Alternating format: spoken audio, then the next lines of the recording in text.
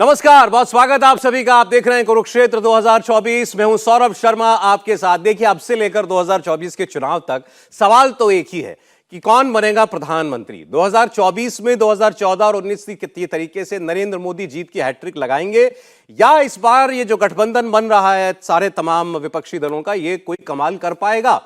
तो इसको लेकर के वक्त वक्त पर सर्वे होते रहते हैं, वक्त वक्त पर आपके सामने अनुमान आते रहते हैं। कई एजेंसियां करती हैं, हमारे जैसे टीवी चैनल भी करते हैं, कई मीडिया हाउस करते हैं। और आज हम ऐसे ही दो सर्वे की बात करने वाले हैं जिन्होंने आज की परिस्थितियों में अगर लोकसभा का चुनाव हो तो कौन जीतेगा बाजी, इसका एक आकलन किया है। और दोनों ही सर्वे, मैं आपके सामने भी नंबर रखने जा रहा हूं, ये दोनों ही सर्वे जो है आज की तारीख में एक भविष्यवाणी कर रहे हैं कि नरेंद्र मोदी तीसरी बार प्रधानमंत्री बनेंगे और लगभग उतने ही जबरदस्त जनादेश के साथ प्रधानमंत्री बनेंगे जितना उनको 14 में मिला या 19 में मिला, या नंबर उसके ऊपर भी जा सकता है। ये आज की परिस्थितियां हैं। तो ये दोनों सर्वे बता रहे हैं उस सूरत में कि सारे गठबंधन के नेता एक साथ मिलकर चुनाव भी लड़े, नरेंद्र मोदी के खिलाफ एक सिंगल उम्मीदवार भी उतारे, तब भी शायद मोदी को रोक पाना या उनके विजय रथ को रोक पाना मुमकिन नहीं होगा। और फिर इसमें से हम कुछ की स्टेट्स पर बात करेंगे जो किसी भी सरकार को बनाएंगे या बिगाड़ेंगे, नरेंद्र मोदी के लिए भी और गठबंधन के लिए भी। ये चार सबसे क्रूशल स्टेट्स हैं। उत्तर प्रदेश जिसमें 80 लोकसभा सीटें हैं, पश्चिम बंगाल जिसमें 42 लोकसभा सीटें हैं, महाराष्ट्र 48 सीटें और बिहार 40 सीटें। तो यही चार राज्य ये तय करने वाले हैं कि नरेंद्र मोदी आएंगे तो कितने नंबर से, और अगर विपक्ष उनको रोकने में कामयाब होगा तो इन्हीं राज्यों में उसको कितने नंबर मिलेंगे। तो मैं पहले मेहमानों से आपको मिलवा देता हूं, उसके बाद फिर मैं आज के जो डेटा हैं वो एक एक करके आपके सामने में रखना शुरू करता हूं। शहजाद पूनावाला जी हमारे साथ हैं भारतीय जनता पार्टी से। शहजाद जी, बहुत स्वागत है आपका। शहजाद पूनावाला हमारे स्टूडियो में मौजूद हैं। और हम संजय सरकार साहब, संजय सरकार जी भी स्टूडियो में हमारे साथ हैं टीएमसी से। सरकार साहब, आपका बहुत स्वागत है। और एके वाजपेयी जी हमारे साथ हैं एलजेपी रामविलास पार्टी से। वाजपेयी साहब का बहुत स्वागत। अर्शप्रीत खडियाल जी कांग्रेस पार्टी से हमें ज्वाइन करने जा रहे हैं, जुड़ चुके हैं हमारे साथ। खडियाल साहब, स्वागत है आपका। और अनुराग भदौरिया जी समाजवादी पार्टी से हमारे साथ जुड़े हैं। भदौरिया साहब, आपका बहुत स्वागत है। तो नंबर में रख रहा हूं आपके सामने। देखिए, दो सर्वे हुए हैं, एबीपी सी वोटर का सर्वे हुआ है और ईटीजी टाइम्स नाउ का सर्वे। तो इनके आंकड़े पहले देश के लिए, पूरे देश का जो इन्होंने सर्वे निकाला सभी 543 सीट का, वो ये बताता है कि एनडीए यानी मोदी प्लस समझिए या बीजेपी प्लस, ये 295 से 335 सीटें जीत सकता है। जो चुनाव हुआ था अभी 2019 में, उसमें लगभग 350 सीटें एनडीए की थी। तो लगभग उसी ग्राफ के आसपास पहुंचता हुआ ये सर्वे अभी बता रहा है। इंडिया गठबंधन मिलकर भी चुनाव लड़े, यानी हर स्टेट में अलायंस हो भी जाए, तब भी वो 165 से 205 रहने वाला है। और अन्य की संख्या आप पिछले चुनाव के मुकाबले बहुत कम इसीलिए देख रहे हैं क्योंकि वो सारी विरोधी पार्टियां जो हैं वो जुड़ गई हैं इंडिया अलायंस के अंदर। तो अदर्स 35 to 65। तो ये पहला सर्वे था। दूसरा सर्वे भी देख लीजिए आप, उसका जो ओवरऑल नंबर है वो हम आपको दिखा देते हैं। तो ये वो दूसरा सर्वे हुआ जिसमें एनडीए को लगभग कमोबेश उसी फिगर के आसपास दिखाया गया, 325, 323 एनडीए और इंडिया गठबंधन 163 और अन्य 57। तो कोई खास अंतर नहीं है दोनों सर्वे में। दोनों सर्वे एक सी कहानी बता रहे हैं कि आज चुनाव हो तो एनडीए जो है वो 325 के आसपास, और इसमें भारतीय जनता पार्टी वही अपनी 300 सीटों के आसपास पहुंच जाएगी। ये अभी का मार्क है। अब जैसा मैंने आपसे कहा था कि हम इसमें कुछ अलग अलग स्टेट्स का सर्वे निकालकर बात करेंगे। तो पहले उत्तर प्रदेश के लिए ये दोनों सर्वे क्या बताते हैं। पहला सर्वे ये यूपी की 80 सीटों में से 73 से 75 सीटें भारतीय जनता पार्टी को दे रहा है। कांग्रेस और सपा जो कि इंडिया गठबंधन में हैं फिलहाल, उनको 4 से 6 सीटें दे रहा है। बसपा जिसने अभी तक ऐलान कर रखा है कि वो अलग चुनाव लड़ेगी, उसको 0 से 2 सीटें मिलती हुई दिखाई दे रही हैं। इसको कंपेयर दूसरा सर्वे भी देख लीजिए, फिर हम बात करते हैं। दूसरा सर्वे बताता है लगभग वही कहानी, 70 से 74 भारतीय जनता पार्टी प्लस, कांग्रेस सपा मिलकर के 4 से 8, बहुजन समाज पार्टी अधिकतम 1 सीट। और 2019 में बीजेपी को मिली थी, और एलाइज को बता दें अगर एनडीए बीजेपी प्लस, तो यह आंकड़ा 64 था। यानी दोनों सर्वे जो कहानी बता रहे हैं कि यह पिछली 2019 की तुलना में यह आंकड़ा यूपी में बीजेपी का 10 सीटें बढ़ सकता है, और यही सीटें घट सकती हैं सपा की और बसपा की। सपा को और कांग्रेस को मिलाकर के पिछली बार 6 सीटें थी, इस बार दोनों सर्वे का आंकलन है कि ये 5 से 6 के आसपास दोनों का मिलाकर के आंकड़ा रह सकता है। बसपा में बहुत जबरदस्त नुकसान हो सकता है सीटों का, 10 सीटों से घटकर वो अधिकतम 2 सीट पर आकर के ठहर सकती है। शुरुआत करते हैं आज की इस चर्चा की। तो शहजाद पूनावाला, देखिए ये सर्वे हैं अभी, तो आज का ये आंकलन है। यूपी में तो ये दिखा रहा है कि आपका ग्राफ ऊपर ही ऊपर जा रहा है। और ये 2014 के आसपास आपकी टैली जाकर के ठहर सकती है जब आपको 73 सीटें मिली थी। बहुत लोगों को शायद इस पर यकीन ना हो। ऐसा क्या कर रहे हैं यूपी में आप? देखिए, इसी को कहते हैं मोदी की गारंटी। मोदी की गारंटी क्या है? मोदी की गारंटी मतलब सरकार की डिलीवरी, मोदी की गारंटी मतलब संगठन की मजबूती, मोदी की गारंटी मतलब सुशासन की नीति, मोदी की गारंटी मतलब अमित शाह जी और नड्डा जी की रणनीति और कार्यकर्ताओं ने जिस प्रकार से वहां पर मेहनत की है। ये सारी चीजों को मिलाते हैं तो 3 राज्यों के चुनाव भी जो आए उसमें से केवल एक राज्य है जिसने अपनी सरकार को रिपीट किया, वो भी 18 वर्ष बाद, वो है मध्य प्रदेश, क्योंकि वहां पर परफॉर्मेंस और डिलीवरी की गई। इसीलिए राजनीतिक शब्दकोश में प्रो इनकम्बेंसी पहली बार ये शब्द इस्तेमाल हो रहा है। गुजरात, उत्तराखंड, उत्तर प्रदेश में 33 साल बाद, चाहे वो मध्य प्रदेश हो, इस प्रकार से सरकारें रिपीट होती है। और दूसरी ओर राजस्थान और जो छत्तीसगढ़ की सरकार, जहां पर कांग्रेस ने बहुत सारी नकली गारंटियां दी थी, वो फेल हो गया। कांग्रेस ने जिस प्रकार से और पूरे इंडी गठबंधन ने उत्तर भारत के लोगों को भी टारगेट किया, देखिए पहले उन्होंने सनातन धर्म को गाली दी, वो फेल हो गया। उसके बाद ये जाति का कार्ड लिया है, वो भी फेल हो गया। और अब जो आए हैं नॉर्थ साउथ पे, मैं पूछना चाहता हूं, सारे यहां पर हमारे उत्तर भारत के भाई बहन भी बैठे हैं और कांग्रेस के प्रवक्ता भी बैठे हैं। मारन जी कहते हैं टॉयलेट साफ करेंगे नॉर्थ इंडियंस, कोई कहता है, एलन गोवन कहते हैं कि इनकी कम बुद्धि होती है। जिस प्रकार से बयान दिया जाता है डीएमके के नेता के द्वारा कि गौमूत्र राज्य, 5 साल पहले यहां पे कांग्रेस थी तो ये गौमूत्र राज्य हो गए। और ये केवल वो नहीं कह रहे, रेवांत रेड्डी से शुरुआत होती है जब वो कहते हैं बिहार का डीएनए कमतर होता है, तेलंगाना के कुर्मी डीएनए कमतर होते हैं। तो इस प्रकार का बयान कांग्रेस से लेकर तमाम जो दल है वो दे रहे हैं। और अच्छा, उसके बाद क्या करते हैं? संवैधानिक पदों का भी अपमान करते हैं, सनातन का अपमान, फिर संवैधानिक पदों का अपमान। चाहे वो कल्याण बैनर्जी का, जगदीप धनखड़ जो ओबीसी समाज से आते हैं, पहले उपराष्ट्रपति ओबीसी, मोदी का मैजिक है या इंडिया गठबंधन का हिट विकेट है? देखिए, आप बता रहे हैं हिट विकेट ज्यादा लग रहा है। देखिए, ऐसा है कि एक तरफ तो जनता ने सकारात्मक समर्थन मध्य प्रदेश से लेकर बाकी राज्यों में किया है, क्योंकि वहां पर वो भारतीय जनता पार्टी परफॉर्मेंस करती है तो उसके लिए। परंतु ये अपनी गलती को सुधारने के बदले, नकारात्मक राजनीति छोड़ने के बदले, ये अपमान की जो राजनीति, सनातन का अपमान, संवैधानिक पदों का अपमान, जो आदिवासी समाज से आते हैं या ओबीसी समाज से आते हैं उनका अपमान, तो उसका भी एक प्रकार से एक बड़ा तमाचा मारने का काम जनता ने किया। भदौरिया साहब देखिए, ये सर्वे मान के किया गया है कि आपका गठबंधन जो है वो यूपी में एक साथ रहेगा और आप गठबंधन में ही सीटों के साथ, बंटवारे के साथ जाएंगे। तब भी जो आंकड़ा आपका जो दिखाया गया है वो 4 से 6, एक सर्वे बता रहा है 4 से लेकर के 8 सर्वे बता रहा है। सर्वे को आप माने ना माने, लेकिन 14 और 19 ने भी ऐसा ही कुछ दिखाया था। देखिए, आप इस बात को अच्छी तरह जानते हैं कि लास्ट में आपने सही बोल दिया है कि सर्वे को माने या ना माने। इसके मतलब ये सर्वे जनता का नहीं है, ये सर्वे चैनल का है। ये सर्वे मोदी जी को खुश करने का है, भारतीय जनता पार्टी को खुश करने का। 14 और 19 का नतीजा यही तो था। तो आपसे पूछा, याद होगा आपको, घोसी का चुनाव हो रहा था। जब घोसी का चुनाव हो रहा था तब उस समय जो लास्ट चुनाव हुआ है, लास्ट चुनाव घोसी का डबल इंजन की सरकार लगी थी। आपने हमारा कैंडिडेट चुरा भी लिया था और आप भारतीय जनता पार्टी ने अपने पास ले जाके उसको लड़ाया।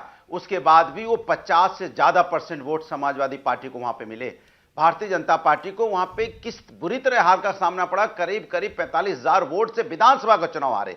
और सिर्फ घोसी का चुनाव नहीं हारे, लास्ट आप लखनऊ में जिला पंचायत सदस्य का चुनाव हारे, आप मिर्जापुर में जिला पंचायत सदस्य का चुनाव हारे, आप बरेली में जिला पंचायत सदस्य का चुनाव हारे। लगातार जो चुनाव अब हो रहे हैं उत्तर प्रदेश के अंदर में, आप 50 से ज्यादा % के मार्जिन से हार रहे। अगर सर्वे किया होता तो शायद आपको ये सीटें दिखा नहीं रहे होते, आप कुछ और आपका आंकड़ा होता। दूसरी बात, हाँ गारंटी है, बेरोजगारी की गारंटी है, महंगाई की गारंटी है, महिला समस्या जो बढ़ती जा रही है उसकी गारंटी है, किसान की डबल इनकम नहीं होने की गारंटी है। और जिस तरह का आप रोज जो देख रहे हो, जिस तरह से ये कहते हैं जाति धर्म के कार्ड खेलने की गारंटी है, इसमें कोई दो राय नहीं है। भदौरिया साहब देखिए, सर्वे जो है मेरे चैनल ने तो किया नहीं, ये सर्वे जिस चैनल ने और एजेंसी ने किया, मैंने उनका नाम भी बता दिया, लेकिन मुझे मालूम था कि आप सर्वे पर यकीन नहीं करेंगे, इसीलिए मैंने कहा माने ना माने। बस एक सेकंड सर, एक सेकंड, आपसे ही मुखातिब हूं मैं।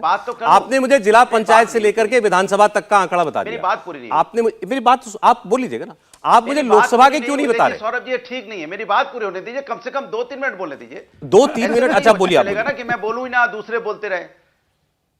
नहीं, देखिए, उपराष्ट्रपति जी कहते हैं कि मैं किसान का बेटा हूं, मैं जाट हूं। अरे अच्छी बात है, आप संवैधानिक पद पे बैठे हैं। संवैधानिक पद पे बैठा जो व्यक्ति होता है उसका एक ही धर्म होता है, हिंदुस्तानी। वो जाट और किसान नहीं होता। अगर आपकी बात मान भी ली जाए तो जब किसान धरने पे बैठा था, किसान की मौतें हो रही थी, उनके रास्ते में कील कांटे बिछाए गए थे, तब आप कहां थे? क्यों नहीं बोले आप? जब ये बेटियां अपना मेडल लौटा रही थी, सड़क पे खींची जा रही थी, उसमें जाट बेटियां बुरी तरह से चीख रही थी, बिलख रही थी, आपने बोलिया तो मैं बोलूं? क्यों नहीं खड़े हुए?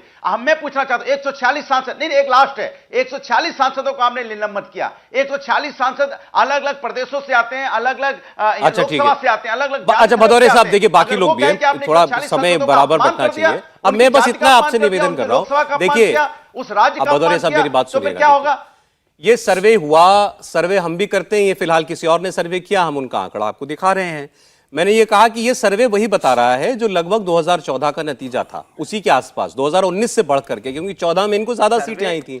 19 के चुनाव में आप और बहुजन समाज पार्टी एक साथ लड़े थे, तो ये 74 से घट करके 63 पर आ गए थे। इतना ही नुकसान इनको हुआ था। इस बार उस नुकसान की भरपाई होती दिख रही है, ऐसा सर्वे बता रहा है। जनता इनको जिताए तो इनको जिताए, आपको जिताए तो आपको जिताए, हमें क्या लेना देना। लेकिन मेरा निवेदन यह है कि आप जो 5 सीटें जीते थे, सर सुने, विपक्ष की आवाज, जो जनता की आवाज उठा रहा है, सुनिए तो, आप जो 5 सीटें जीते 2019 के अंदर, उसमें से 2 सीट आप उपचुनाव में हार गए। आपने मुझे घोसी विधानसभा चुनाव की और आपने मुझे जिला पंचायत चुनाव में अपनी जीत का आंकड़ा बताया। आपने मुझे वो 2 लोकसभा उपचुनाव क्यों नहीं बताए जो आप हारे, आजमगढ़ और रामपुर। लास्ट चुनाव आपने पूछा, लास्ट चुनाव घोसी का हुआ है, लास्ट चुनाव जो हुआ है घोसी का हुआ है, इसलिए मैं आपसे बता रहा हूं अंतिम चुनाव जो हुआ है, ठीक है, अंतिम चुनाव घोसी का हुआ, जिला पंचायत सदस्यों का हुआ। चलिए अच्छा ठीक है, एक काउंटर इस पर आपको दे रहे हैं शहजाद पूनावाला, फिर मैं खड़ियाल साहब के पास मुझे तो अच्छा लगा की पोल क्या है। मुझे तो अच्छा लगा कि ये घोसी के विधानसभा का गिनवा रहे हैं। मतलब ईवीएम पर तो भरोसा है ना, वो तो ईवीएम से हुआ चुनाव है। अब ईवीएम पर कोई सवाल नहीं होना चाहिए। इन्होंने तो ईवीएम पे क्या क्या निकाल दिया इंडी गठबंधन ने, बताओ। ईवीएम पे सवाल भी खड़े करते हैं और घोसी में उसको ठीक भी बोलते हैं। दूसरी बात, इन्होंने अभी बात की जाति धर्म की, तो मुझे बताइए स्वामी प्रसाद मौर्य पे क्या कार्रवाई करेंगे?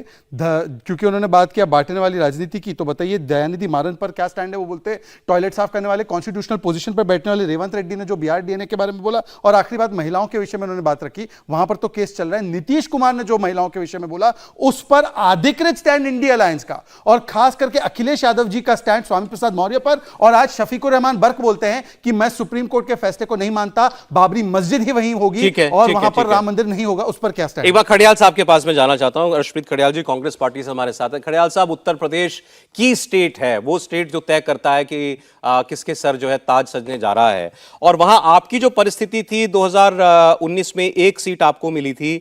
इस बार गठबंधन में जाने के बावजूद ऐसा नहीं लग रहा कि आपकी या गठबंधन की स्थिति बेहतर हो रही है। भारतीय जनता पार्टी 75 सीटों तक जा सकती है, आप और सपा मिलकर के अधिकतम 5 सीटें जीत सकते हैं, ऐसा सर्वे बता रहा है।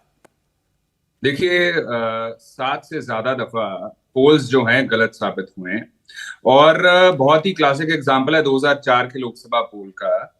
लोकसभा पोल कह रहे थे कि भारतीय जनता पार्टी क्योंकि राजस्थान जीती है, छत्तीसगढ़ जीती है, मध्य प्रदेश जीती है और कांग्रेस हारी है, तो भारतीय जनता पार्टी को पोल्स दिखा रहे थे 240 से 50 सीटें जीतेंगे। और लेकिन जब रिजल्ट आया तो भारतीय जनता पार्टी सीटें जीती 187, और Congress party single largest party emerge हुई थी राजस्थान, छत्तीसगढ़ और मध्य प्रदेश हारने के बावजूद, जो इस दफा भी हुआ है और जो आगे भी होगा। और दूसरी बात साहब, लोगों ने मन बना लिया है कि नफरत की दुकान को बंद करना ही है, क्योंकि ये जो नफरत है भारतीय जनता पार्टी की, ये खुलेआम शरेआम झलकने लगती है। जो वादे थे वो डिलीवर हुए नहीं, अनटच पड़े हैं, अनडिलीवर्ड पड़े हैं। 15 लाख देंगी जी, 15 रुपए नहीं दिए। 2 करोड़ जॉब्स देंगी जी, जॉब्स छीन ली। डबल करेंगी जी फार्मर्स इनकम भी घटा दी, सुसाइड बढ़ा दिए। डीजल, पेट्रोल, दाल, दही, दूध, पनीर, गैस, क्या क्या रेट कम करेंगे वो सब बढ़ गए। फिर तीसरी बात मैंने बताऊंगा कि जब लोकसभा पोल्स की ये बात करते हैं तो वेस्ट बंगाल का 2021 का पोल गलत था, यूपी का 2017 का गलत था, बिहार का 2020 का, 2015 का, दिल्ली का 2015 का, और बहुत सारे हिसाब। तो हम पोल में तो नहीं आए थे उस दफा भी, लेकिन सरकार में जरूर आ गए थे। और इस दफा भी सरकार में जरूर। मैं तो कह रहा हूं सर, पोल ही है और वो भी मेरा नहीं है। लेकिन मैंने फिर कहा, पहले भी कहा था कि ये पोल जो बता रहा है ये ऐसा नहीं है कि जो पहले नहीं हुआ, ये वही दिखा रहा है जो 2014 में हुआ, जो 2019 में हुआ, और अभी वो ये कह रहा है कि तीसरी बार भी मुमकिन है, तीसरी बार भी हो सकता है। मैं जहां तक आपकी पार्टी का सवाल है, कांग्रेस पार्टी का, मैं ये जानना चाहता हूं आपने जमीन पे ऐसा क्या किया यूपी में जिससे आप उम्मीद करते हैं कि नहीं साहब ये उल्टा हो जाएगा, हमको 70 सीट मिलनी चाहिए, हमको गठबंधन को, भाजपा को 5 सीट मिलनी चाहिए। प्रियंका गांधी जी चुनाव में उतरी और उसके बाद वो भूल गई यूपी का रास्ता। वो लखनऊ में घर लेने वाली थी, मुझे नहीं पता वो उस घर में वो दोबारा गई कि नहीं गई। चुनाव में तो उसमें रंगाई पुताई होने वाली थी। अब आपने वहां पर इंचार्ज बदल दिया। प्रियंका जी क्यों नहीं यूपी में अपनी पार्टी को मजबूत कर रही हैं? देखिए ऐसा है शर्मा साहब, आपकी मैं बड़ी इज्जत करता हूं। आपने सवाल पूछा कि आपने यूपी में क्या किया है। वैसे तो लोकतंत्र में सवाल आपने क्या किया है सरकार को होता है, लेकिन बीइंग इन द ऑपोजिशन, मैं चुनाव, सर आप चुनाव में जा रहे हैं, मेरा चुनाव की दृष्टि से सवाल है, आपने चुनाव के लिए क्या किया? मैं बता रहा हूं सरकार की जवाबदेही फिक्स की है और भारतीय जनता पार्टी की जवाबदेही अब देश तय करेगा। इंडिया अलायंस को, इंडिया ब्लॉक को चूज करेगा ओवर भारतीय जनता पार्टी को। भारतीय जनता पार्टी ने साहब डिलीवर कुछ भी नहीं किया। इनके फेलियर की लिस्ट गिनवा देता हूं आपको, चाहे करप्शन के बारे में हो, चाहे एजेंसी का दुरुपयोग हो, चाहे उसके बाद वादा ना डिलीवर करना हो, और चाहे उसके बाद भारतीय जनता पार्टी के ब्लंडर्स हो। पार्लियामेंट अटैक हुआ, भारतीय जनता पार्टी को, एमपी को अभी तक ना सस्पेंड किया, ना उनकी तो आप इनकी गलतियों पर जनता इनको खुद आउट कर देगी इस भरोसे है। एक बार वाजपेयी साहब के पास जाना चाहता हूं। वाजपेयी साहब, नॉन डेमोक्रेटिक अलायंस है ना साहब, नॉन डेमोक्रेटिक अलायंस है। लास्ट मीटिंग कब की थी ये पता नहीं, कितने अलायंस के पास एक भी है। ठीक है, वाजपेयी साहब, यूपी का सर्वे बता रहा है 70 से 75 भारतीय जनता पार्टी और उसके एलाइज जो है वो आ सकते हैं। आपने सुना सपा के साथी और कांग्रेस के साथी क्या कह रहे हैं?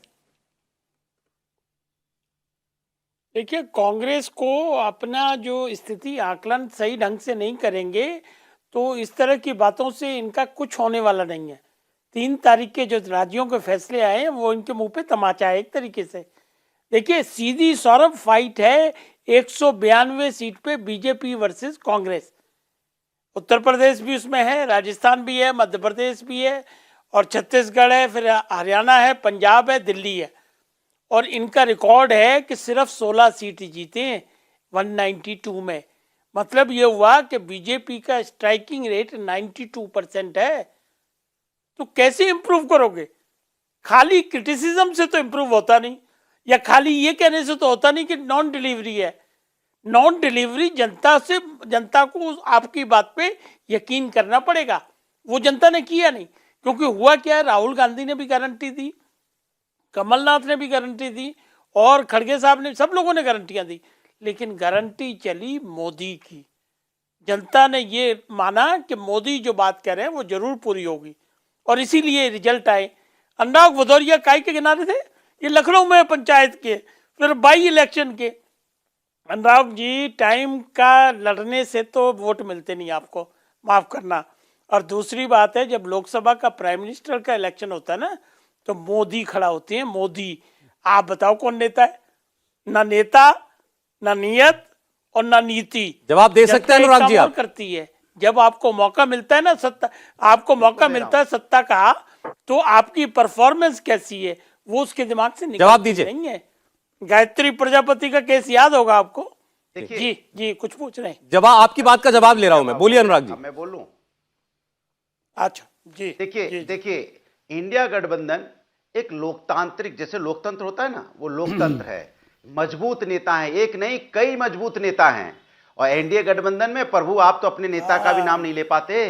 टीवी डिबेट में तो आते हैं, लेकिन अपने नेता का नाम नहीं ले पाते आप, क्योंकि वहां आंतरिक लोकतंत्र नहीं है, आप नहीं ले सकते नाम। लेकिन यहां पे मजबूत नेता, इसी को लोकतंत्र बोलते हैं कि एक से एक अपनी जगह जमे हुए नेता हैं, जिनके पास एक्सपीरियंस है स्टेट चलाने का, और उन्होंने बड़े बड़े पदों पे सब रहे हैं। चाहे आदरणीय हमारी ममता बनर्जी जी हों, चाहे नीतीश कुमार जी हों, चाहे श्री अखिलेश यादव जी हों, चाहे वहां शरद पवार जी हों, ये सब मजबूत नेता है देश के, और ये सब मास के लीडर हैं। इनको पता है जनता का दुख दर्द क्या होता है, जनता की तकलीफ क्या होता है। भदौरिया साहब, देखिए पहले भी यही बात हो रही थी, वो आपको उसके लिए स्टेट जीतने पड़ेंगे ना, एक अपनी स्टेट में आप ऑपोजिशन के सबसे बड़े लीडर हैं अखिलेश यादव। लेकिन आप इन बातों को मानने से अखिलेश यादव जी ऑपोजिशन के सबसे बड़े नेता हैं यूपी में। जब 2014 का चुनाव हुआ, जिसमें भारतीय जनता पार्टी को 73 सीटें मिली थी अनुराग जी, उस वक्त वो, सर एक मिनट, उस वक्त अखिलेश जी मुख्यमंत्री थे, उनके मुख्यमंत्री रहते यूपी में वो चुनाव हुआ था जिसमें 73 सीटें जीती थी। 2019 में आपका बसपा के साथ, जो दूसरी सबसे बड़ी पार्टी है ऑपोजिशन की यूपी की, उसके साथ अलायंस था, तब इनको 64 सीटें आई हैं। अगर आपको याद दिला दें कि 2018 में, यही 2018 का अगर आपको याद हो, राजस्थान का, मध्य प्रदेश का, छत्तीसगढ़ का चुनाव कौन जीता था? कांग्रेस पार्टी। बिल्कुल ठीक। लोकसभा का जब चुनाव हुआ तो कौन जीता? भारतीय जनता पार्टी जीती। यही है ना, तो इसलिए चुनाव ऐसा नहीं है कि एक बार चुनाव कोई जीत गया है तो आप दोबारा नहीं, सहमत हूं मैं आपसे, ये कोई विधानसभा के चुनाव अलग होते हैं, लोकसभा के। एक बार जरा यहाँ एक हमारे पैनलिस्ट जो है उनको मैं चर्चा में लाना चाहता हूं। ऐसा नहीं है कि सरकार साहब से केवल हम बंगाल पर बात करेंगे, सरकार साहब जो है पूरे देश की राजनीति पर नजर रखते हैं। ये सर्वे ये बता रहे हैं सरकार साहब कि नरेंद्र मोदी और उनका गठबंधन एनडीए कम से कम, सर बोलने ही नहीं दे। सर एक पैनलिस्ट रह गए, ये टीएमसी के पैनलिस्ट हैं, टीएमसी के छूट जाएंगे आपके साथी। सीटों की अरे 10 प्रतिस्पर्धा सेकंड तो मेरी बाद बात में, नहीं बोलने की खत्म हुई प्रतिस्पर्धा है अभी। यहाँ मेरी पे। बात तो एक खत्म हो जाए, फिर मेरे साथी के पास चले बताइए, जाना। अरे मुझे 15 तो सेकंड सर बोलिए। मेरी बात खत्म बुरा हो लग जाए। रहा 15 है सेकंड नहीं नहीं ऐसा सरकार नहीं। जी के नहीं लिए। नहीं कंपलसरी वोटिंग देखिए, लिस्ट कर मैंने दिया आपसे सौरभ बोला जी हर आज मेरे व्यक्ति, जो व्यक्ति ये भी नहीं जानता है कि कोई मैं पोस्टिंग होता है? एक गरीब आदमी, एक वो व्यक्ति जिसको पता ही नहीं है, घर से बाहर निकलता है, उसके ऊपर 1,40,000 का कर्जा हो चुका है उसके ऊपर में। सोचिए, अच्छा, ठीक है। देश आज 205 लाख करोड़ के कर्जे में। भदौरिया साहब, अब मैं जरा सरकार साहब का कमेंट ले रहा हूं, बहुत देर से सबको सुन रहे हो। सर ये बता रहा है सर्वे, कह रहा है 2 सर्वे कि 325 सीटें मिनिमम मोदी जी को मिल सकती हैं। भदौरिया साहब प्लीज सुनिएगा, टीएमसी से सरकार साहब। Saurabh ji good evening everybody, good evening. मैं एक चीज आपको पूछना चाहता है, मैं कुछ बताएंगे बीच में मत टोकिएगा। झारखंड में 14 है, बिहार में 40 है, वेस्ट बंगाल में 42 है, उड़ीसा में 21 है, टोटल वो साइड में 117 सीट है। साउथ में केरल से लेकर तमिलनाडु तो 129 है। आप मतलब महाराष्ट्र में 48 सीट है, ठीक है, मैं आपको बता रहा हूं। दिल्ली और पंजाब मिलाकर 20 है, टोटल 314 सीट है, जहां पर भारतीय जनता पार्टी कोई नाम निशान नहीं हो। वहां पर नाम आप कैसे बता, 314 सीट में भारतीय जनता पार्टी के कोई नाम निशान नहीं है, आप वहां पर कैसे एग्जिट पोल दिखा रहे हैं, मेरे को समझ में नहीं आ रहा है। और रह गया वाजपेयी जी को हम पूछने चाहते हैं वो कौन से पार्टी से बिलोंग करता है। ये चिराग वाला एलजेपी में है और ना ये पारस वाला एलजेपी में, कौन से एलजेपी में, तो वो कैसे बताते रहे। हमें पूछने चाहता है, ये एक 314 सीट में ये कहीं इसको नाम निशान नहीं है, जीतने का सक्षम नहीं है, इसको बूथ कार्यकर्ता नहीं है कि बूथ में बूथ आदमी देने के लिए। और आप एग्जिट पोल दिखाते, ये एग्जिट पोल ओपनिंग पोल क्या है मालूम नहीं है। भारतीय जनता पार्टी को संतुष्टि करने के लिए पैनल में बोल दीजिए, आप बोलो, ये बोलो, बोलने से हो जाता है। जहां पर इसको मतलब मैं आपको बंगाल के एक बताता है, 2021 के एक विधानसभा नमूना बताता है।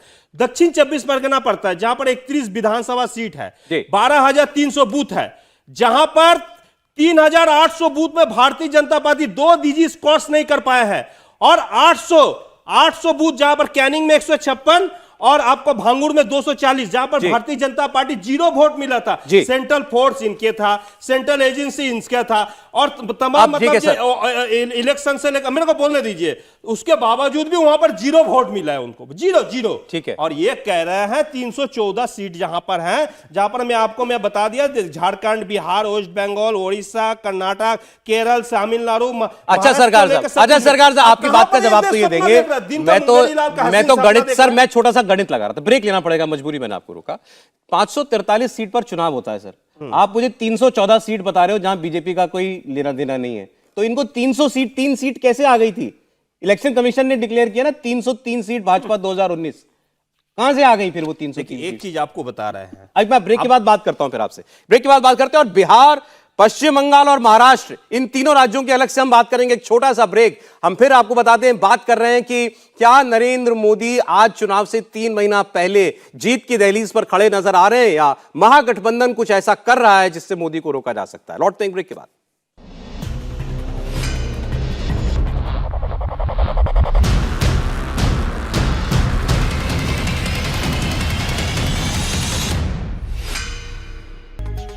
स्वागत है, आप देख रहे हैं कुरुक्षेत्र, और आज हम बात कर रहे हैं क्या 2024 में नरेंद्र मोदी तीसरी बार फिर प्रधानमंत्री बनेंगे, इसके आसार क्या अभी से दिखाई देने लगे हैं, या इंडिया गठबंधन नरेंद्र मोदी का यह विजय रथ रोक सकता है। कुछ 2 सर्वे जो आए हाल फिलहाल में, हमने उनकी चर्चा की, जिन्होंने यह अनुमान लगाया है कि आज परिस्थितियां ऐसी हैं कि चुनाव हो तो बीजेपी प्लस यानी बीजेपी और उसके सहयोगी दल 300 से 325 सीटें जीत सकते हैं, और इनमें यूपी जैसे राज्य में उसकी सीटें 2019 की तुलना में बढ़ सकती हैं।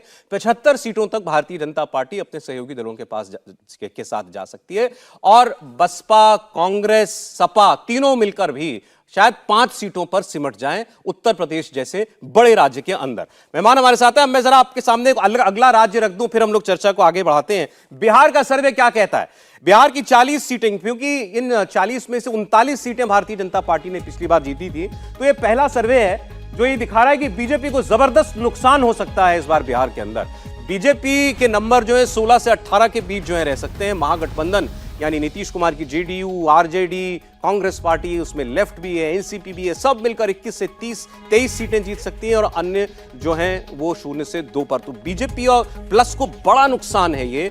39 से 18 20 सीटों का नुकसान जो है वो उठाना पड़ सकता है कम से कम बीजेपी को बिहार के अंदर, यह अनुमान है। दूसरा सर्वे भी दिखा दीजिए जल्दी से। बिहार का एक दूसरा सर्वे वो भी ये बता रहा है कि बीजेपी को नुकसान यहां हो सकता है। 22 से 24 बीजेपी प्लस, 15 से 17 महागठबंधन और अन्य 0 से 1।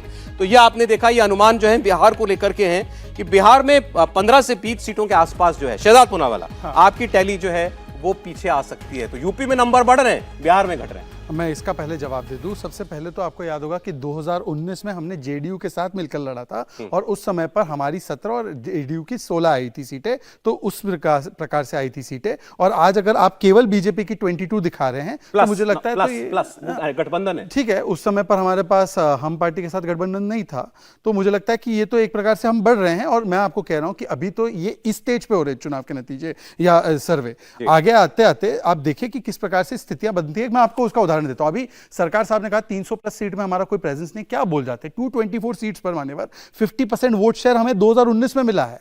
ये इन्होंने ओडिशा और देखिए, मैंने आपके बीच में नहीं बोला। ओडिशा और झारखंड का नाम गिनाया इन्होंने। मान्यवर झारखंड में 12 सीट मिली है 14 में से, आप कह रहे प्रेजेंस नहीं है। ओडिशा में हम ऑपोजिशन में है, मेन ऑपोजिशन में है, 8 आउट ऑफ 21 सीट्स तब मिली है, अब तो और बढ़ेगी। संबित पात्रा भी सांसद बनेंगे इस बार। मैं ये कह रहा हूं कि देखिए, हाँ बिल्कुल बनेंगे, पर मैं आखिरी बात कंप्लीट कर लूं। देखिए अभी क्या है कि इन्होंने कहा अभी कांग्रेस के प्रवक्ता ने कि हमारा पोल में नहीं, हम सरकार में आते हैं। तो मान्यवर आप राहुल गांधी को अमेठी से लड़वा लीजिए सीट, वायनाड से वैसे ही लेफ्ट ने बोला है खाली कर दो। और अभी अनुराग जी ने कहा कि हम लोकतांत्रिक है। आपको बता दूं, टीएमसी को गैर लोकतांत्रिक अधीर रंजन कहते हैं, केरल में पिनराई विजयन को लोकतांत्रिक कांग्रेस कहती है, और खैरा जी जब गिरफ्तार होते तो आम आदमी पार्टी को कांग्रेस का लोकतांत्रिक कहती है। ये गजब का लोकतंत्र है। अरे ठीक, लेकिन जिस राज्य में आपके नंबर कम हो रहे थे आप उसको बड़े आसानी से जो है साइड स्टेप कर गए, टाल गए। आपकी बात ये बता रहा है कि जेडीयू का आपसे अलग होना और JDU, RJD, Congress, left, NCP सबका मिल जाना एक बहुत फॉर्मिडेबल कॉम्बिनेशन है, जो फिलहाल आप उसको टक्कर देते नहीं दिखते बिहार में। देखिए, मैं इस प्रकार से डिसरिगार्ड नहीं कर सकता सर्वे को, क्योंकि ओवरऑल उसने जो नंबर दिखाया है ये आज भी महसूस हो रहा है। तो अगर बिहार में ऐसी फाइंडिंग आ रही है तो निश्चित रूप से हमारी पार्टी इसके लिए और भी काम करेगी। और हमारा लक्ष्य क्या है सौरभ जी, कि हम 50% प्लस वोट लेने की कोशिश करें। तो मुझे लगता है कि आने वाले दिनों में जिस प्रकार से बिहार में स्थितियां बनी हुई है, जंगल राज की जो स्थिति बनी हुई है, जिस प्रकार से वादे पूरे नहीं कर पा रहे, तो उसकी सरकार साहब आपके पास बिहार के लिए कमेंट है तो प्लीज नहीं, तो मैं हमारे साथ बिहार की एक पार्टी के नुमाइंदे उनके पास जाऊं। बिहार में जो मैं आपको बता रहे हैं, बिहार में जो 40 सीट है, भारतीय जनता पार्टी को अगर 5 सीट मिल गया तो बहुत बड़ी बात होता है। सिर्फ 5? बंगाल में अगर 5 सीट से ज्यादा भारतीय जनता पार्टी को मिल जाएंगे, हम राजनीति छोड़ देंगे। मैं इसके बाद आप मेरे को बहुत कम वक्त देते हैं। मैं आपको बता रहा हूं, TMC not less than 34, not more than 39 Bengal में रहेंगे। मैं आपको 2024 को नतीजा अभी से बता दे रहा हूं। मैं आपको पहले भी बताया था। सर मैं इतना रिक्वेस्ट कर रहा हूं, मैंने कहा बंगाल में इसके बाद डिस्कस कर रहा हूं, इसीलिए मैंने कहा, आपने कहा बिहार में 5 से ज्यादा नहीं आएंगी, बंगाल में खुल के कर रहा हूं डिस्कस आपके सामने। एक बार मैं वाजपेयी साहब के पास जाना चाहता हूं, बिहार के इनके सहयोगी दल है, जेडीयू का अलग होना, आरजेडी के साथ मिलना, सर डेंट तो कर रहा है, नुकसान तो पहुंचा रहा है आपको, वाजपेयी जी? नहीं, बिल्कुल नहीं पहुंचा रहा। उसका सीधा सा उदाहरण है, जनता दल के जो 16 एमपी जीते थे ना, वो 16 के 16 बीजेपी के दरवाजे पे खड़े होते हैं रोज कि सर हमको टिकट दे दो, हमको टिकट दे दो। तो वो क्या फर्क पड़ेगा? जनता दल तो तीसरे नंबर की पार्टी, हमने ही बना दिया था उनको। और क्रेडिबिलिटी क्या है? ना नीतीश की क्रेडिबिलिटी है, ना लालू की क्रेडिबिलिटी है। प्लीज, 15 साल लालू थे, वो जंगल राज पार्ट 1 था, 18 साल से ये जंगल राज पार्ट 2 चल रहा है। रोज 2 हत्याएं होती है रिकॉर्ड की, और 2 बलात्कार रोज होते हैं, और दलितों पे अत्याचार सबसे मैक्सिमम पहुंचे हुए हैं। किसकी बातें करो, किस लिए जीतेंगे? और इन्होंने तो अपनी कबर खुद ही खोल ली है जातिगत जनगणना करा के ना जी। सारी इनकी कलाई खुल गई 30 साल से जो राज कर रहे हैं, 32 साल से। 13 करोड़ की टोटल पॉपुलेशन है, वाजपेयी साहब, मैं सिर्फ इतना कहना चाहता हूं, जब ये नीतीश कुमार और ये जेडीयू आपके साथ थे, विधानसभा का चुनाव हुआ था, आपने कहा, अभी आपने जिस जंगल राज की बात की, यही नीतीश कुमार आपके साथ थे। सबसे बड़ी पार्टी सर उस चुनाव में भी लालू यादव की पार्टी बनी थी, आरजेडी बनी थी। आप इतना हल्के में नहीं ले सकते आरजेडी को। सौरभ ब्रदर, मेरे ब्रदर, मैं हालात की बात कर रहा हूं, मैं उसी का जवाब दे रहा हूं। इन्होंने ये जातिगत सर्वे कराया ना, जो बड़े अपोज करके सुप्रीम कोर्ट से ये करके, तो उसमें कलई खुल रही है इनकी। आज भी 30 साल के राज के बाद 28,31,361 परिवार गरीबी रेखा के नीचे पहुंचे हुए हैं। ये क्या करते रहे हैं, ये जनता को समझ आ गया। उसमें आप कितने साल थे सरकार के अंदर सर? दलित बिहार में आप कितने साल सत्ता में रहे? दलित महादलित, एक सेकेंड, आप कितने साल सत्ता में रहे सर बिहार में? ये बड़ा गजब है। दलित महादलित, पिछड़ा अति पिछड़ा, और दूसरा आप सुनिए 12 से 13 साल उसी नीतीश कुमार के साथ सरकार चलाई है सर। 72 लाख मकान इनकी पार्टी ने, बीजेपी ने, और आप इनके साथी रहे। आज आप रिपोर्ट कार्ड दे रहे हैं बिहार का। 72 लाख मकान जो है ना जी, वो सेंटर के प्रधानमंत्री योजना में घर बने बिहार में केवल। और 3.5 करोड़ किसानों को मुझे 14 किस्तें जा चुकी है। मुझे दे रहे हैं भदौरिया जी कमेंट, उसके बाद फिर बंगाल और महाराष्ट्र भी रह गया। ठीक है सर, भदौरिया जी। देखिए आपने, पटियाल जी आऊंगा, जो मैं बोलना चाहता हूं वही आपने बोल दिया भाई। 12 से 13 साल तक नीतीश कुमार जी को नीतीश कुमार जी इनके साथ थे, मुख्यमंत्री थे, तब नीतीश जी बहुत अच्छे थे, तब बिहार की व्यवस्थाएं बहुत अच्छी थी। अचानक जब साल भर से इनका साथ छोड़ा तो सब कुछ खराब हो गया। इसी तरह से महाराष्ट्र में जाओ, शिवसेना जो शिंदे पार्टी आज इनके साथ है, उसी शिवसेना को, उसी अजीत पवार जी को यही विधानसभा में खड़े होकर उनके विधायकों के बारे में भ्रष्टाचार का आरोप लगाते थे, फिर उन्हीं के साथ मिलकर सरकार चला रहे हैं। अब वो अच्छे हो गए। अच्छा। अब तक खराब थे, अब तक भ्रष्टाचार था, अब तक वहां पे करप्शन था, लूटमार थी, सबके ऊपर में आरोप लगे थे। सत्ता में इनके साथ आ गए, अचानक बहुत अच्छे हो गए। कमाल की बात करते हो आप। इसी तरह से शुभेंदु अधिकारी जब टीएमसी के साथ थे बहुत खराब थे, अति खराब, दिन रात उनके। अब देखिए, आप बंगाल की और महाराष्ट्र की दोनों की चर्चा आप करना चाहते हैं तो मैं नंबर ही दिखा देता हूं। आप इनके पास आ गए तो ठीक हो गए। बिहार के और देखिए पश्चिम बंगाल के और पश्चिम बात पूरी हो जाए, महाराष्ट्र की भी दिखा दे, फिर एक साथ हम बात कर लेंगे। 10 सेकंड आप बोलते रहिए, बोलिए 10 सेकंड बोलिए भदौरिया जी, बोलिए अभी नंबर चल रहा है साथ साथ, बोलिए। जो व्यक्ति भारतीय जनता पार्टी में रहता है वो साफ सुथरा रहता है। भारतीय जनता पार्टी छोड़ते ही उनको वहां करप्शन दिखाई पड़ने लगता है। इसलिए इस बार 2024 में देश की जनता इनको सत्ता से आउट करेगी कि इनका चेहरा पहचान चुकी है। ठीक है सर, ठीक है, ओके। अब जरा मैं नंबर दिखा दूं, मुझे 30 सेकंड नंबर दिखा देता हूं, फिर चर्चा खोलते हैं। और ये देखिए, आप पश्चिम बंगाल के, सरकार साहब बंगाल पर बोलना चाह रहे थे। बंगाल के ये सर्वे ये बताता है कि पहला सर्वे कह रहा है कि टीएमसी को 23 से 25, भाजपा को 16 से 18। रिकॉर्ड के लिए टीएमसी को पिछली बार 22 और बीजेपी को 18 सीटें मिली थी। कांग्रेस पार्टी को 2 सीटें मिली थी, वो उतने पे ही। तो बीजेपी भी उतने पे, कांग्रेस भी उतने पर ही, टीएमसी भी कम हो बेश वहीं पर, लेकिन उससे 2-4 सीटें बढ़ सकती हैं तृणमूल कांग्रेस की। ये सर्वे नंबर 1 बता रहा है। सर्वे नंबर 2 पश्चिम बंगाल का, वो भी यही हालत दिखाता है। 20 से 24 टीएमसी, 17 से 19 भाजपा, 1 से 2 कांग्रेस। जो परिस्थिति 2019 में थी वैसी परिस्थिति रिपीट बंगाल में होगी, ऐसा दोनों सर्वे बता रहे हैं। महाराष्ट्र भी दिखा दीजिए। महाराष्ट्र का पहला सर्वे क्या बताता है? महाराष्ट्र में 48 सीटें साहब, 48 सीटों वाला यूपी के बाद सबसे बड़ा राज्य। यहां बीजेपी को 19 से 21 सीटें, बड़ा झटका बिहार की तरह महाराष्ट्र में भी लग रहा है पूनावाला जी। कांग्रेस प्लस को यानी महागठबंधन को 26 से 28 सीटें, नंबर 1 अलायंस बन सकता है इस बार।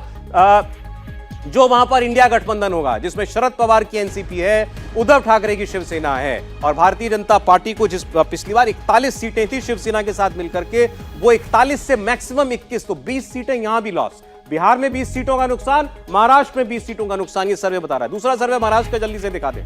महाराष्ट्र का सर्वे नंबर 2, यहां इसमें बीजेपी की परिस्थिति पिछले सर्वे से बेहतर, लेकिन 2019 के चुनाव से कम दिखाई दे रही है। बीजेपी प्लस 28 से 32, इसमें भी आपको कम से कम 9-10 सीटों का नुकसान है। कांग्रेस 16 से 20, अन्य 1 से 2। तो बिहार पर आपको नुकसान, बिहार में आपको नुकसान है। महाराष्ट्र के अंदर आपको नुकसान दिखाई दे रहा है 10 से 20 सीटों का। पश्चिम बंगाल में अपनी परिस्थितियों को आप रिटेन कर सकते हैं। एक बार खड़ियाल साहब इन अभी नए डेटा पर आप आ जाइए, उसके बाद खड़ियाल साहब। शर्मा साहब, काइंडली मुझे 1.5 मिनट अनइंटरप्टेड दे दीजिएगा। देखिए, जहां तक एडिशंस की बात है जो पोल्स के होते हैं, अब सी वोटर का अगस्त एडिशन आया था, उसमें दिखाया गया था कि इंडिया एनडीए को नेक टू नेक फाइट दे रहा है। महज 2% का फर्क आ रहा था वोट परसेंटेज में। और एक मूड ऑफ द नेशन सर्वे भी आया था, उसमें दिखाया गया था कि मोदी साहब की लोकप्रियता में 9% की गिरावट आई है। दूसरी बात, अब जो नॉन डेमोक्रेटिक अलायंस है, इसकी घबराहट कितनी है इंडिया अलायंस से, इंडिया ब्लॉक से, उसका उदाहरण आपको देता हूं मैं। अब हाल ही में इन्होंने 2/3 इंडिया ब्लॉक के एमपीज को टारगेट किया पार्लियामेंट में, 50% राज्यसभा में और 33% लोकसभा में। ये घबराहट बौखलाहट नहीं है तो और क्या है। तीसरी बात, जो ओपिनियन पोल्स की ये बात करते हैं ना साहब, ओपिनियन पोल इनके फेवर में है तो ठीक है। अगर भारतीय जनता पार्टी के ओपिनियन पोल अगेंस्ट होंगे, खिलाफ होंगे, तो उसको भी बुलडोज कर देंगे।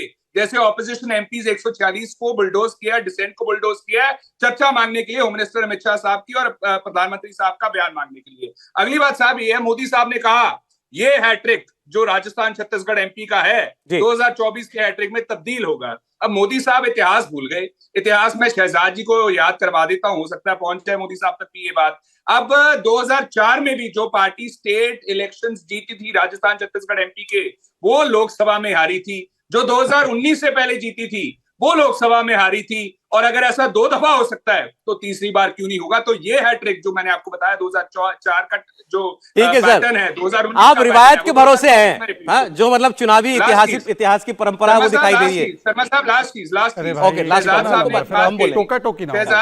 शहजाद साहब ने एक बात कही थी, कहते हैं कि ना माइनॉरिटीज की बात होनी चाहिए। इन्होंने स्टेट प्रेसिडेंट बनाया सुनील जाखड़ साहब को, जिन्होंने एंटी दलित बयान दिया था कि पैर की जुत्ती को सर पे नहीं रखना चाहिए, और उसके बावजूद उनको प्रधान बनाया पंजाब का, जहां पे 0 सीटें दिखा रहा है। जी सर, ठीक है। इनको भारतीय जनता पार्टी को, तो नफरत की दुकान वहां पे भी। ओके सर, ठीक है, आप इनकी बात का जवाब दीजिएगा पूनावाला साहब। मैंने जो 2 नई स्टेट दिखाई उन पर भी कृपया बोलिएगा। पश्चिम बंगाल में आप अपनी स्थिति 19 के आसपास रखने में कामयाब हो सकते हैं, सर्वे कह रहा है। महाराष्ट्र में 10 से 20 सीटों का नुकसान।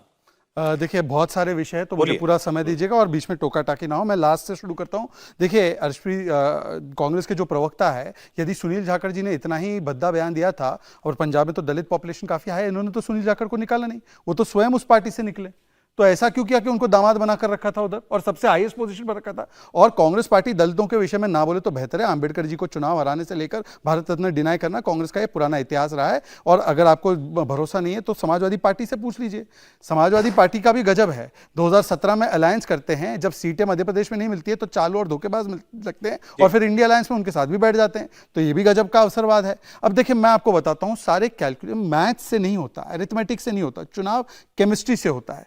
त्रिपुरा में 2018 से पहले सौरभ जी किसी को लगा होगा कि भारतीय जनता पार्टी एक नहीं 2023 आते आते दूसरी बार सरकार बनाएगी? सभी एग्जिट पोलस्टर्स ने, सारे पोलस्टर्स ने कहा कि कांग्रेस बीजेपी की तो कभी वहां पे बन ही नहीं सकती त्रिपुरा में सरकार। त्रिपुरा में सरकार ही बननी नहीं, बल्कि वहां पे नॉर्थ ईस्ट में जिस प्रकार से हम लोग आगे आए हैं, और जिस प्रकार से अगर आप देखें कि कई ऐसे इलाके हैं जहां पर लोग नहीं कहते थे। महाराष्ट्र की बात कर लीजिए, पिछले 3 चुनावों से एनसीपी, कांग्रेस और इन दोनों को मिलाकर भी ये लोग जो है ये हाफ वे मार्क तक नहीं पहुंच पा रहे। अब इसके बाद शिवसेना का वहां पे, उद्धव सेना का वहां पे जाना, जिनके वोट बैंक ही अलग अलग है, और वो वोट बैंक एक दूसरे के साथ हैं, और शिवसेना ओरिजिनल हमारे साथ है, एनसीपी ओरिजिनल हमारे साथ है। आप मानते हैं? ये मानते नहीं है, ये बात मानती पता नहीं। मैं आपको इसका उदाहरण दे देता हूं। यदि उनको लगता है कि उनके पास सारे उद्धव सेना ही असली शिवसेना है, तो सावरकर के मुद्दे पर क्या स्टैंड है बता दीजिए। कांग्रेस पार्टी ने जो स्टैंड लिया है वो तो शिवसेना का स्टैंड नहीं रहा है, वो तो बाला साहब ठाकरे का स्टैंड नहीं रहा है। हिंदुत्व पर क्या स्टैंड रहा है बताइए? हिंदुत्व को रोज गालियां देते हैं लोग। और इसके बाद बिहार और बंगाल तभी एकनाथ शिंदे साहब जो है उनका समर्थन आपको पूरा नहीं पड़ रहा था, लगा, तो इसलिए फिर लेना पड़ा एनसीपी को भी साथ में। देखिए मैं आपको बताता हूं एनसीपी के विषय में, आपने नया उसको छेड़ा है। एनसीपी के विषय में यह है कि जब हमारी सरकार दूसरी बार बन रही थी, तब शिवसेना बाहर बैठी थी सरकार के, तब शरद पवार ने बोला कि मैं आपकी सरकार को सपोर्ट करता हूं, और तब शरद पवार ने डिसीजन लिया था। आप पूछिए शरद पवार जी से अगर ये गलत है कि नहीं। उन्होंने बाकायदा बोला कि नेशनल इंटरेस्ट में मैं जो है बीजेपी की सरकार बंगाल पे आप बढ़ नहीं पा रहे। बंगाल में ममता दीदी नहीं बढ़ने दे रही। देखिए ऐसा है कि बंगाल में जहां तक हम लोगों को 2014 में हम लोग कहीं पर नहीं थे, 2019 2 सीट थी। हाँ 2 सीट थी। 2 सीट से यदि हम लोग बढ़कर 2019 आते आते जिस प्रकार से 18-19 सीट पर आ जाते हैं, तो इस बार 2024 में, क्योंकि इसमें क्या हुआ है, पंचायती चुनाव में जिस प्रकार से 50 से ज्यादा लोगों को मारा गया, अधीर रंजन चौधरी ने बोला ये करप्ट है, अधीर रंजन चौधरी ने बोला ये टायरानिकल और डिक्टेटोरियल है। और आखिरी बात करप्शन पे एक वाक्य, केवल एक वाक्य, करप्शन पे इन लोगों को बोलने का क्या अधिकार है? लालू कन्विक्टेड करप्ट, पवन मोदी कन्विक्टेड करप्ट, और अरविंद केजरीवाल के खिलाफ तो कांग्रेस ने केस खोले थे। एक बार सर बंगाल की बात, इन्होंने टारगेट दिया, आज अमित शाह जी, जेपी नड्डा जी पश्चिम बंगाल में ही है, 35 सीट का टारगेट दिया है। मैं तो चाहता हूं 42 का क्यों नहीं टारगेट दिया है। इसको मालूम है 2 जीतने के लिए, इसको 2 जीतना कैंडिडेट बहुत मुश्किल बात है। और रह गया बात, अभी बोल रहे हैं वो बाला साहब को तस्वीर, और पीछे से नहीं रहेंगे एकनाथ शिंदे 0/0 हो जाएंगे। अजीत पवार अगर घड़ी निशान और शरद पवार का तस्वीर नहीं रहेगा, अजीत पवार जो है 0/0 हो जाएंगे। मेरा बात सुन लीजिए आप, राजनीति महाराष्ट्र में आपको मैं बता रहा हूँ कितने महाराष्ट्र में, मैं जिला जनता नहीं, लेकिन आपको बता देता हूँ, जिले नहीं जानते महाराष्ट्र में, ज्ञान दे बांट रहे हैं। 48 लोकसभा है, जिले कितने, मुझे आपसे कोई किसी भी स्टेट आप बताइए होम स्टेट हिंदुस्तान में कितना, आपका होम स्टेट है मैं समझता टोटल हूं। हिंदुस्तान में कितना जिला है बताइए, हिंदुस्तान में कितना जिला है आप छोड़ बताओ। दीजिए। अब हिंदुस्तान मतलब में आपको नहीं कितना पता ना जिला है? महाराष्ट्र आप में नहीं नहीं पता पता ना महाराष्ट्र में, महाराष्ट्र में नहीं पता ना हिंदुस्तान में कितना आपको, महाराष्ट्र में नहीं पता ना आपको। हिंदुस्तान में कितना आप बता दीजिए, आप बता दो, आप बता दो, चलिए आप बता दो। 746 जिला है। अच्छा, वेरी ठीक है, गुड। आप बताओ। अब महाराष्ट्र में हाँ, आप जाकर ठीक है। देख लो कितने जिले, ठीक है, फिर जाके मैं महाराष्ट्र आपको की बता राजनीति दे रहा को हूं, कमेंट्री करना। शरद पवार का तस्वीर और घड़ी निशान नहीं रहेगा, अजित दादा में 0/0 हो जाएंगे। और बंगाल में अब मैं बताता हूं अमित शाह क्यों 42 नहीं बता दिया है। मालूम है बंगाल में इसको खाली हाथ में लौटना पड़ेंगे, और इसने कहा कि अब डेली पैसेंजरी चालू कर दिया है। जैसे माइग्रेंट लेबर होता है, ये माइग्रेंट लीडर हो गया है। बंगाल में डेली पैसेंजरी करना चालू करेंगे, बंगाल में जाएंगे आएंगे और जनता को भड़काएंगे, जनता फिर इसको खाली हाथ में माइग्रेंट लेबर भड़काने का काम करती है। इतने बड़े बोल नहीं बोलने चाहिए भाई, ये 2 से बढ़ के 18 भी हुए हैं, विधानसभा में 77 भी हो गए ना। लेफ्ट को पीछे कर दिया, कांग्रेस को पीछे कर दिया। फिर तो आप जितना चुनाव हुए बीच में आप देखा ना, जितना बाई इलेक्शन हुआ है, आसानसोल में 3-3.5 लाख वोट से हारे हैं बाई इलेक्शन में। बंगाल में जितना बाई इलेक्शन हुआ है, पंचायत में जितना चुनाव हुआ है, सब कुछ में हार चुके हैं। एक नगर परिषद जीत नहीं पाता। कह रहे हैं 2 सीट से बढ़ेंगे। आप जवाब दीजिए एक बार बंगाल पर, इनको फिर मांगे। हाँ देखिए, ये कहते हैं कि हम तो बड़े कमजोर हैं, हम लोग कहीं स्टैंड नहीं करते। तो भाई जो लोगों के खिलाफ आपने 34 वर्ष लड़ाई लड़ी, उनके साथ इंडी गठबंधन में क्यों बैठे हो? लेफ्ट को खारिज करो, बोलो लेफ्ट के साथ नहीं जाएंगे। अरे आपकी तो एक सेकंड, हम तो एक सेकंड बीच में मत बोलो, बीच में मत बोलिए, बीच में मत बोलिए, बीच में मत बोलिए। आप कहते हैं बीजेपी तो कहीं नहीं बंगाल में, ठीक है। आप पर जिनके साथ 34 वर्ष लड़के आप आए सत्ता में, उनको हटाने के लिए आज उनके साथ इंडी गठबंधन की मीटिंग में कैसे बैठते हो वो बताओ। नहीं, हम तो लेफ्ट के साथ नहीं है। मतलब कि ये मोदी का डर है, मोदी का डर, राम है। ये दिन में बाम, रात में राम करते हैं, हम तो नहीं है। ये क्या है? आप जितना आप करते हैं, नहीं आप राम नहीं करते, आप क्या करते हो? आप बाबर बाबर करते हो। ये राम के प्रति इनकी मानसिकता, एक बोलते हिंदू धर्म धोखा है, एक राम के प्रति किस प्रकार का राजनीति जहर फैलाते हैं। हम भगवान को राम नहीं करते। भदौरिया जी कुछ कह रहे हैं, लास्ट कमेंट सौदा करते हैं आज का लास्ट कमेंट भदौरिया जी। भगवान को कीमत, अनुराग भदौरिया सौदा करते हो। भगवान का सौदा करते देखिए हैं, साहब, क्या जो बोल रहे हैं? बिहार में ये डाउन होंगे, महाराष्ट्र में डाउन होंगे, ऐसा सर्वे बताता है। फिर भी ओवरऑल नरेंद्र मोदी को प्रधानमंत्री बनने से रोकने के लिए बहुत जोर अभी लगाना बाकी है आप लोगों को। देखिए, एक चीज मान के चलिए कि पूरे देश में इस बार, जैसे अभी कह रहे थे कि राष्ट्र को बचाने की लड़ाई है ये, चाहे अभी बोल रहे थे 34 साल जिसके खिलाफ लड़े, हां हम एक साथ हैं, जिनके हमारी विचारधारा नहीं मिलती उसके साथ भी हम लोग खड़े। क्यों? राष्ट्र सर्वोपरि है, राष्ट्र के मुद्दे सर्वोपरि हैं। पार्टियां और व्यक्ति से बड़ा राष्ट्र होता है। आज राष्ट्र बचाने की जरूरत है। विपक्ष के सांसदों को जिस तरह से बोलने नहीं दिया जा रहा है, पार्लियामेंट में सस्पेंड किया जा रहा है, ये लोकतंत्र को खत्म करने की बात है। विपक्ष की आवाज यहां पे दबाई जा रही है, जनता की आवाज दबाई जा रही है, जनता की आवाज। इसलिए जगदीप जी का आपने नकल उतारा क्या?